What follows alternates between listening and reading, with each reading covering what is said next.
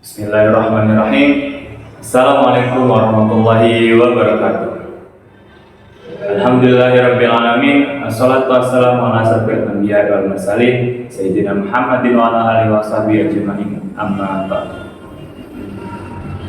Pertama-tama marilah kita panjatkan puji syukur kehadirat Allah Subhanahu wa taala karena dengan nikmatnya kita bisa menyelesaikan UTS pada kali ini dengan sehat walafiat.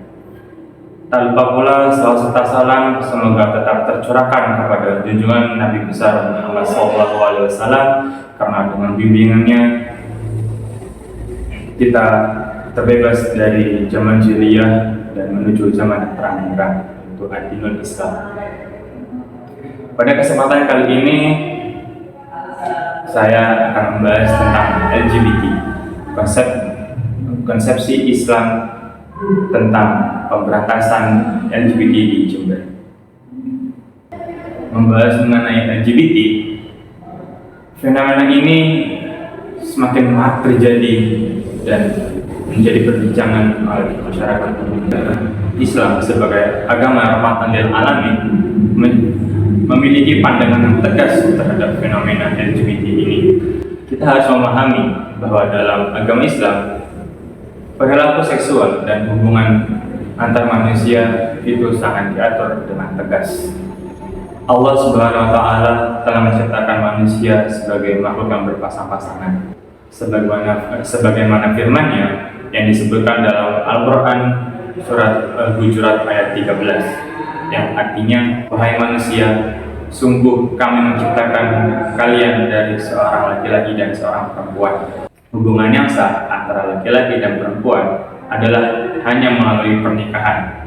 Di luar ketentuan tersebut, Islam sangat melarang hubungan apapun yang ada di luar pernikahan, entah itu pacaran ataupun hubungan sesama jenis. Dalam pandangan Islam, perilaku LGBT sangat diharamkan oleh Allah Subhanahu wa taala, seperti yang telah tertulis dalam Al-Quran bahwa kaum Nabi Lut dan kaum Sodom adalah kaum homoseksual atau kaum LGBT itu sendiri, kaum yang melakukan hubungan yang sesama jenis. Kaum Nabi Lut ini menjadi contoh yang sangat penting. Kaum Nabi Lut yang melakukan hubungan dengan sesama jenis mendapatkan azab yang sangat dahsyat dari Allah Subhanahu wa taala karena tidak mau bertaubat dan tidak ingin kembali kepada jalan yang benar. Ini menunjukkan bahwa perilaku LGBT bukan hanya masalah Islam, tetapi juga masalah sosial, masalah moral, dan juga melanggar fitrah dari manusia dan ketentuan Allah Subhanahu wa taala. Dalam menyikapi perilaku LGBT ini, Islam tidak hanya menghakimi atau menghukum bagi pelaku LGBT, tapi Islam juga menawarkan berbagai solusi untuk pelaku LGBT. Salah satunya dengan jalan taubat. Allah Subhanahu wa taala menerima taubat dari hamba-Nya yang bersungguh-sungguh dalam upaya memberantas LGBT di Jember ini. Kita perlu adanya pendekatan yang baik pada pelaku-pelaku tersebut,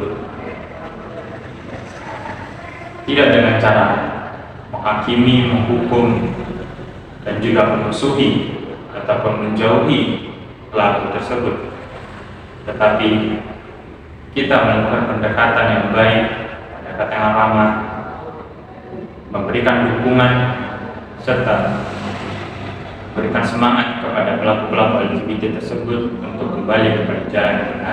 Kita sebagai kaum muslimin harus menunjukkan bahwa hidup dengan tuntunan Islam tidak hanya memberikan kebahagiaan, tetapi juga ketentraman yang hakiki, ketenangan hati yang bisa dirasakan tidak hanya di dunia, tetapi juga di akhirat kelak. Selain itu, pendidikan moral dan agama sangat penting diperkuat dalam masyarakat. Anak-anak dan generasi muda harus dibekali dengan ilmu-ilmu agama yang kuat sejak dini. sehingga ketika mereka sudah dewasa kelak tidak mudah terjerumus pada budaya-budaya dan ideologi-ideologi yang bertentangan dengan ajaran Islam dan juga melanggar moral dan fitrah manusia. Kita juga perlu mengingat bahwa Islam mendorong kita untuk melakukan amar ma'ruf nahi munkar, yaitu mengajak kepada kebaikan dan mencegah kepada kemungkaran. Namun, kita juga perlu melakukannya dengan cara yang bijaksana, tulus, ikhlas, dan penuh kasih sayang seperti yang telah diajarkan oleh Rasulullah SAW.